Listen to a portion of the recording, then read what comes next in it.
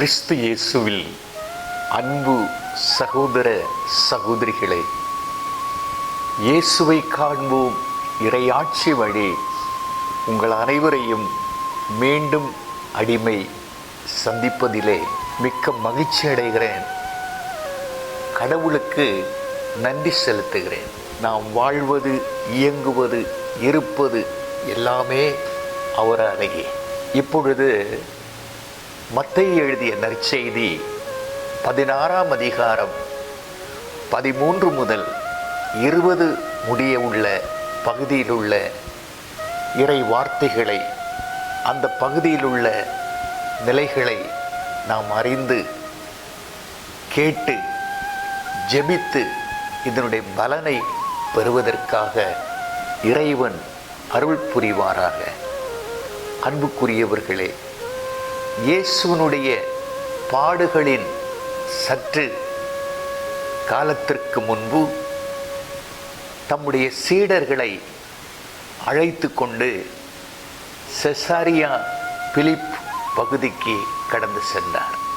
இந்த Caesarea Philip ஒரு தலைநகரம், கேபிட்டல் சிட்டி. இது கலிலியாவில் இருந்து பல மைல்களுக்கு அப்பாலே இந்த பகுதி இருக்கிறது. இந்த பகுதியிலே வாழ்ந்த மக்கள் யூதர்கள் அல்லாது பிற இனத்தார் இந்த பகுதியிலே வாழ்ந்து வந்தார்கள். இந்த செசாரியா பிலிப்பு பகுதியிலே தான் பல தெய்வங்களை வழிபட்டார்கள். குறிப்பாக இயற்கை தெய்வம், பாகால் தெய்வம், சீசர் தெய்வம், இப்படி பல தெய்வங்களை கொண்டு மக்கள் அந்த இடத்திலே வாழ்ந்தார்கள். இந்த செசாரியா பிலிப்பு பகுதியிலே இயேசு அழைத்து கொண்டு போன சீடர்களிடத்திலே இப்படியாக ஒரு கேள்வி கேட்கிறார். மக்கள் என்னை யார் என்று சொல்லுகிறார்கள்? அந்த வேளையிலே அந்த சீடர்களுடைய ஒரு சிலருடைய பதில் இப்படியாக இருந்தது. அந்த பதில் என்ன? சிலர் திருமுழுக்கு யோவான் எனவும், வேறு சிலர் எலியா எனவும், சிலர் எரேமியா அல்லது பிற இறைவாக்கினருள் ஒருவர் என்றும் சொல்லுகின்றனர் என்றனர். ஏன் இந்த திருமுழுக்கு யோவானை, எலியாவை, எரேமியாவை, இறைவாக்கினர்களை கொண்டு வருகிறார்கள் என்றால், இந்த திருமுழுக்கு யோவானுடைய பணியிலே மக்களுக்கு ஆண்டவருடைய செய்தியை கொடுக்கும் பொழுது கட் அண்ட் ரைட்டாக, எதை குறித்தும் பயப்படாமல் மக்களுடைய பாவங்களை, குறைகளை எல்லாம் எடுத்து சொல்லி அதை சுட்டி காட்டினார். எதற்காக? மக்கள் மனம் திரும்ப வேண்டும், கடவுளுடைய இயேசுவினுடைய வருகைக்கு இவர்களெல்லாம் ஆயத்தமாக இருக்க வேண்டும் என்ற ஒரு நிலையிலே திருமுழுக்கு யோவான் என்று சொல்லி இருக்கிறார்கள். சிலர் எலியா என்று சொல்லி இருக்கிறார்கள். எலியாவினுடைய காலத்தில் அற்புதங்கள் ஏராளம் நடந்தது. இன்னும் ஒரு சிலர் என்ன சொல்லி இருக்கிறார்கள்? எரேமியாவினுடைய இறைவாக்கிலே அழிவை பற்றி எல்லாம் சொன்னார். பாவத்தின் விளைவாக உண்டாகின்ற அழிவை பற்றி எடுத்து சொன்னார். சிலர் இறைவாக்கினரில் ஒருவர், இறைவாக்கினர்களுடைய பணியிலே மனமாற்றங்கள் உண்டானது. இதையெல்லாம் குறித்து திருமுழுக்கு யோவான் என்றும், எலியா என்றும், எரேமியா என்றும், இறைவாக்கினரில் ஒருவர் என்றும் சொன்னார்கள். ஆனால் இயேசு பேதுருவை அழைத்து அவரிடத்திலே கேட்கிறார். என்ன கேட்கிறார்? நீர் என்ன சொல்லுகிறீர்? இந்த வார்த்தையை நீங்கள் படித்து பாருங்கள். சீமோன் பேதுருவினிடத்திலே இயேசு கேட்கிறார், நீர் என்னை யார் என்று சொல்லுகிறீர்? அதற்கு அவருடைய பதில், நீர் மெசியா, வாழும் கடவுளின் மகன். நீர் மெசியா, நீர் அரசன்,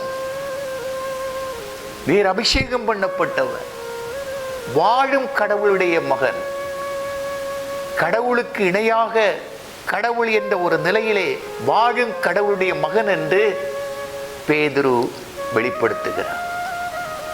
இந்த சூழ்நிலையை பாருங்கள். அந்த பகுதியில் பல தெய்வங்களை கொண்டு மையப்படுத்தி வாழ்ந்த ஒரு சூழ்நிலையிலே அந்த பகுதி மக்களுக்காக இந்த பேதுரு வழியாக கடவுள் வெளிப்படுத்தியது இதுதான்.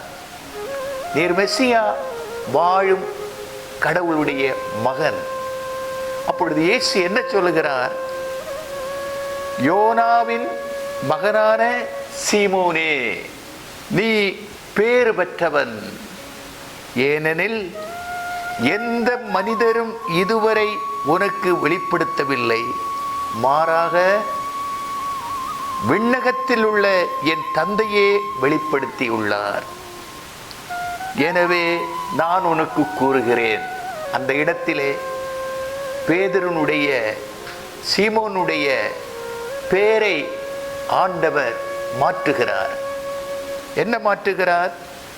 உனக்கு கூறுகிறேன், உன் பெயர் பேதுரு, இந்த பாறை மேல் என் திருச்சபையை கட்டுவேன், பாதாளத்தின் வாயில்கள் அதன் மேல் வெற்றி கொள்ளா, விண்ணரசின் திறவுகோல்களை நான் உன்னிடம் தருவேன். நீ மண்ணகத்திலே எதையெல்லாம் கட்டுவாயோ அதெல்லாம் விண்ணகத்திலும் கட்டப்படும், நீ தடை செய்வதெல்லாம் தடையாக மாறும் என்று இயேசு பேதுருவிடம் சொன்னார். இதுதான் உண்மை. மனித எண்ணத்திலிருந்து வெளிப்பட்டதெல்லாம் திருமுழுக்கு யோவான், எலியா, எரேமியா, இறைவாக்கினரில் ஒருவர், அதெல்லாம் உண்மை அல்ல. வானகத்தில் உள்ள தந்தை வெளிப்படுத்திய செய்தி தான் உண்மை. அந்த செசாரிய பிலிப்பு பகுதிக்கு ஒரு உண்மையை வெளிப்படுத்தினார். எதிர்காலத்திலே உலகத்திற்கு இதை மக்கள் அறிவதற்கு நீங்கள் கொண்டு செல்ல வேண்டும் என்று சொல்லி பெயரை மாற்றி பேதுருவை பாறையாக மாற்றி, இந்த பாறையிலே, இந்த பாறையின் மீதுதான் என் திருச்சபையை கட்டுவேன் என்று சொன்னார். அன்புக்குரியவர்களே, விண்ணக தந்தை வெளிப்படுத்திய செய்திதான் உண்மை. அந்த செய்தி என்ன செய்தி? இயேசு இறைமகன், வாழும் கடவுளுடைய மகன். இந்த செய்தி பேதுரு என்ற அந்த தலைமை, பேதுரு என்ற ஒரு தலைமைத்துவ நிலையிலே அவர் வழியாக இந்த திரு அவையை தோன்ற செய்கிறார் இயேசு.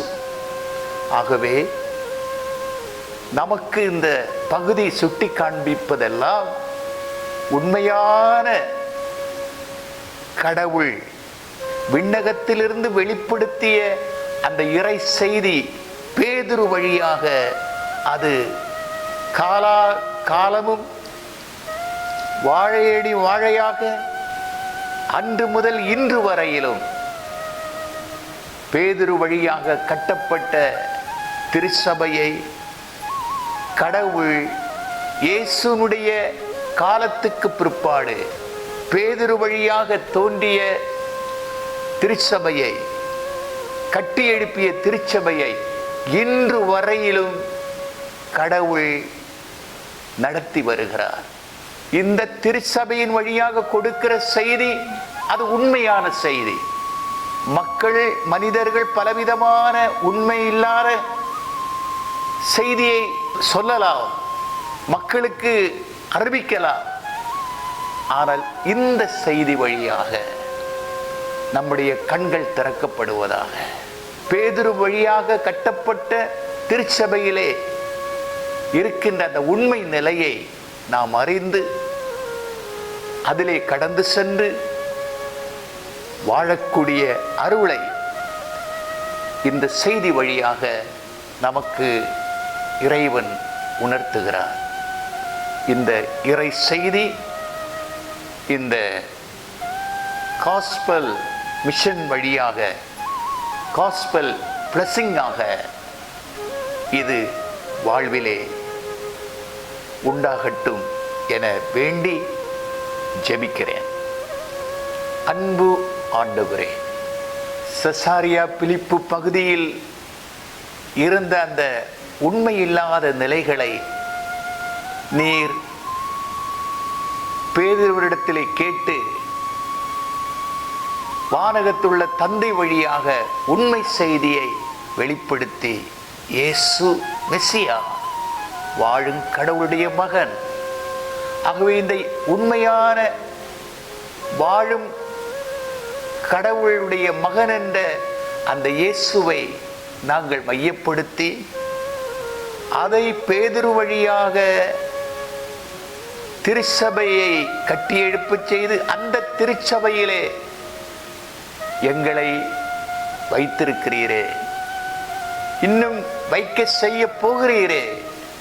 திருமுழுக்கு யோவான் என்றும் எலியா என்றும் எரேமியா என்றும் இறைவாக்கினரில் ஒருவர் என்றும் அந்த உண்மையில்லாத நிலைகளை எல்லாம், அந்த உண்மையில்லாத நிலைகளில் இருக்கின்ற நிலைகளை அறிந்து அதிலிருந்து மாறி உண்மையை அறியவும், உண்மையிலே வாழ்வை கட்டியெழுப்பவும், உண்மையிலே இணையவும் அருள் செய்ய வேண்டி செபிக்கிறேன் எங்கள் தூய தந்தையே. ஆமென். God bless you.